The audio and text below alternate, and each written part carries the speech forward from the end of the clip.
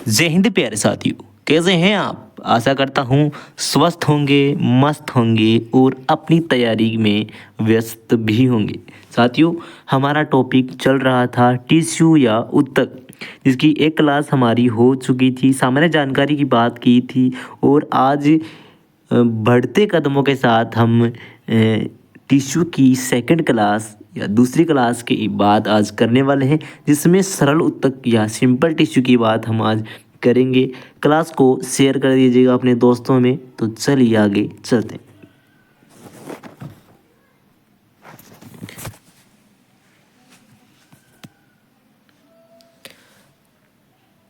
बात करने वाले हैं स्थायी ऊतक की। इसकी बात करेंगे, स्थायी ऊतक की बात करने वाले हैं। इसकी बात करेंगे, स्थायी ऊतक की बात करेंगे। ओके, तो ये आपका स्थायी ऊतक किसका? परमानेंट टिश्यू कितने प्रकार का होता है? तो 2 टाइप्स होता है। सिंपल टिश्यू हो गया और एक कॉम्प्लेक्स होता है, उसकी जानकारी बाद में देंगे।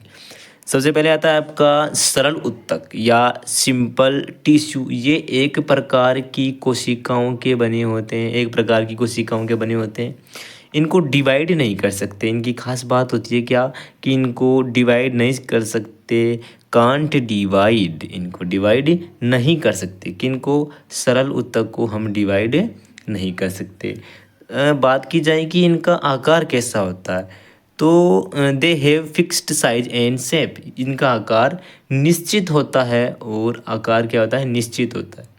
अब अगर रिक्तिकाओं की बात की जाए, वोक्यूल्स की बात की जाए, तो बड़ी रिक्तिकाएं इनके अंदर प्रजेंट होती हैं। रिक्तिकाओं का आकार प्रजेंट होता है। Large vacuoles found. अगर बात करते हैं हम सेल वॉल की, तो cell wall thick and thin होती है, यानी पतली कोशिका भित्ति पतली और मोटी हो सकती है। पतली भी हो सकती है और मोटी भी हो सकती है।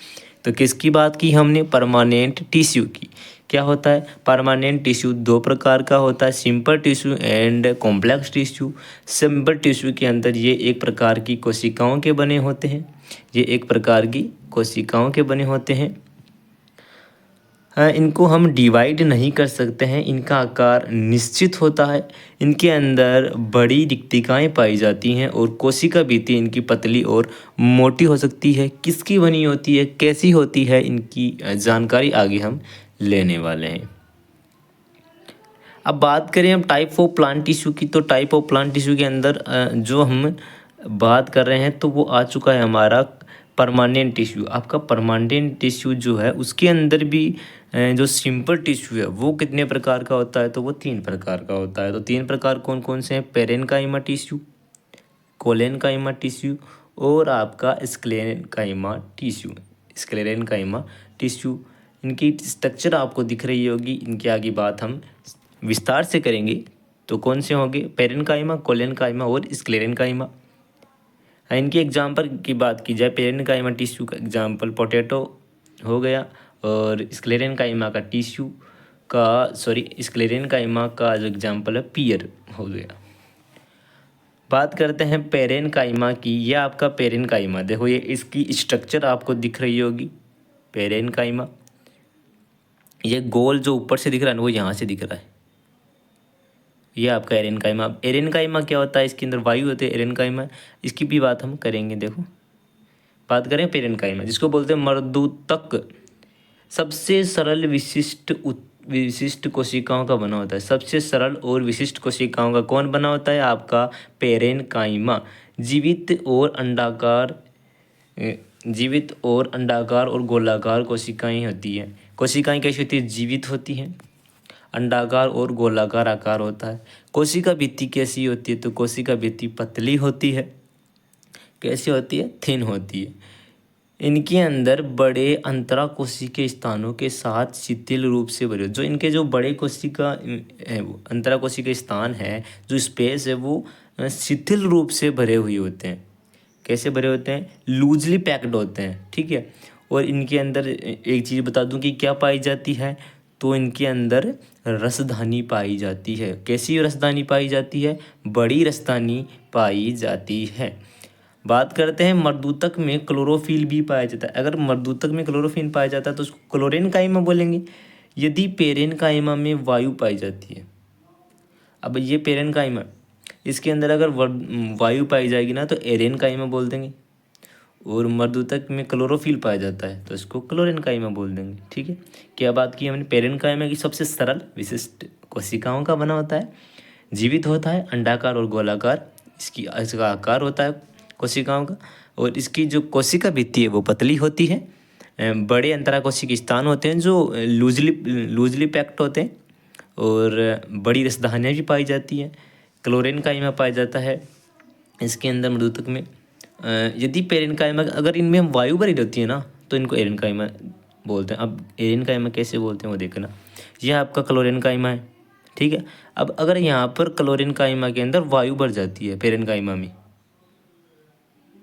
देखो आपको वायु भरी हुई दिखाई दे रही होगी ये, तो ये क्या बन गया, एरेनकाइमा बन गया, एरेनकाइमा है। ठीक है, अब बात करते हैं उसके बाद में हम कोलेनकाइमा की। व्हाट इज दिस कोलेनकाइमा, तो कोलेनकाइमा की बात करते हैं। यह जीवित होता है, लंबा होता है, अंडाकार और बहुफलकी आकार का होता है। कैसा होता है, गोलाकार होता है। ठीक है, लंबा होता है, लंबा होता है कौन, आपका कोलेनकाइमा, और बहुफलकी होता है, बहुफलकी होता है, कई फलकों में बटा होता है। पतली कोशिका भित्ति का आवरण लेकिन सेल्यूलोज और पेक्टिन का मोटा होना होता है।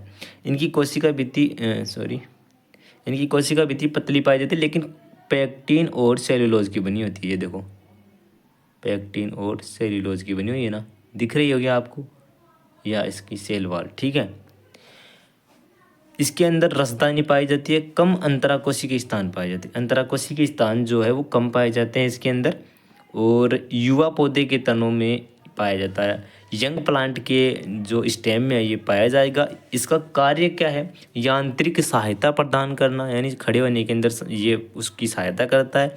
इसके अंदर क्लोरोफिल मौजूद हो सकता है, यानी क्लोरोफिल पाया जा सकता है। ठीक है, इससे पहले हमने पेरेनकाइमा देखा तो उसमें भी क्लोरोफिल प्रेजेंट था। ठीक है, किसकी बात की, कोलेनकाइमा की बात की।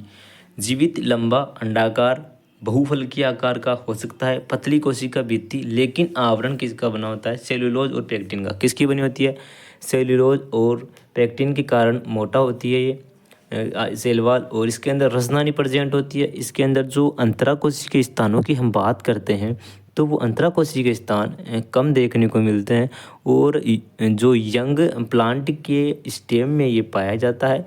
इसकी जो वर्क की बात करें, कार्य की बात करें, तो ये कार्य जो इसका है यांत्रिक सहायता प्रदान करना, पौधे को खड़े रखने में सहायता करना, या और भी कार्य इसके आ जाते हैं। क्लोरोफिल इसके अंदर प्रेजेंट हो सकता है, जैसे कि हमने पेरेनकाइमा में देखा तो उसमें भी क्लोरोफिल अगर प्रेजेंट होता है तो वो कोलेनकाइमा बन जाता है, उस वहाँ पर बताया जा रहा था। ठीक है, तो ये कोलेनकाइमा ही है, तो इसके अंदर क्लोरोफिल प्रेजेंट है। ठीक है, अब बात करते हैं हम स्क्लेरेनकाइमा की। स्क्लेरेनकाइमा, इसकी आकृति आपको कुछ ऐसी दिखाई दे रही होगी। कैसी दिखाई दे रही है, ऐसी दिखाई दे रही है। ठीक है, अब आगे इसकी बात करते हैं। लंबे संकरे नुकीले सिरे होते हैं।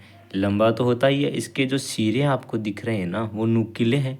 कैसे हैं, नुकीले हैं ना, ये नुकीले दिख रहे, नुकीले सिरे होते हैं, संकरे भी होते हैं, और इसके अंदर जो कोशिकाएं हैं लंबी कोशिकाएं होती है। और दूसरी बात, अगर कोशिकाओं की बात करें, सेल्स की बात करें, लंबे होने के साथ साथ वो मर्त भी होती है। कैसी होती है, मर्त होती है। और जो इसकी सेल वॉल की बात की जाए, सेल वॉल की बात करते हैं, अगर इसकी सेल वॉल की बात करते हैं तो सेल वॉल जो है वो सेल्यूलोज और लिग्निन से बनी होती है। किसकी बनी होती है, सेल्यूलोज और लिग्निन की बनी होती है।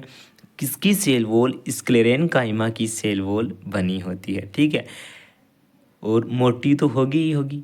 ठीक है, कोई अंतराकोशिकीय स्थान इसके अंदर प्रेजेंट नहीं होती। आपको दिखा दूँ मैं, किसी प्रकार के अंतराकोशिकीय स्थान इनके अंदर नहीं है, ये एकदम जचे हुए हैं। देखो ऐसे शेप के अंदर।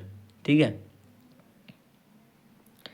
कोई अंतराकोशिकीय स्थान नहीं है, यांत्रिक सहायता प्रदान करना इनका कार्य होता है।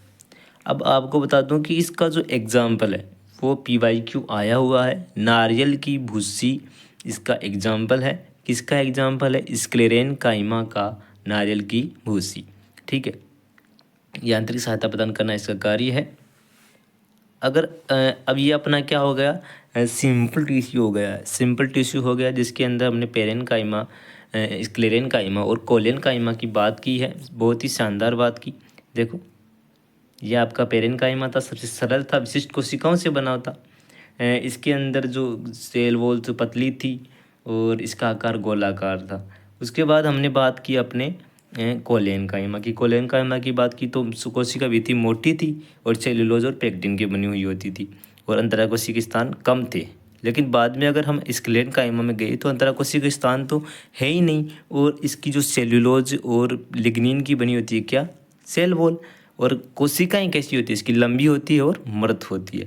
एग्जाम्पल की बात करें तो नारियल की भूसी इसका एग्जाम्पल है। उसके बाद हम कल पढ़ेंगे कॉम्प्लेक्स टिश्यू, जटिल उत्तक, जो कि एक से अधिक प्रकार की कोशिकाओं से बना होता है। जाइलम और फ्लोएम दो प्रकार का होता है। जड़ से पत्ती तक पानी के संवहन में मदद करना, पानी को पहुंचाना जाइलम का कार्य होता है। फ्लोएम पौधों में भोजन का हस्तांतरण। अगर पौधों को भोजन पहुंचाता है ना तो वो कौन करता है? फ्लोएम करता है। इसकी जानकारी हम अगले वीडियो में लेंगे। अगर आप चैनल पर नए हैं तो चैनल को सब्सक्राइब कर दीजिएगा। जय हिंद,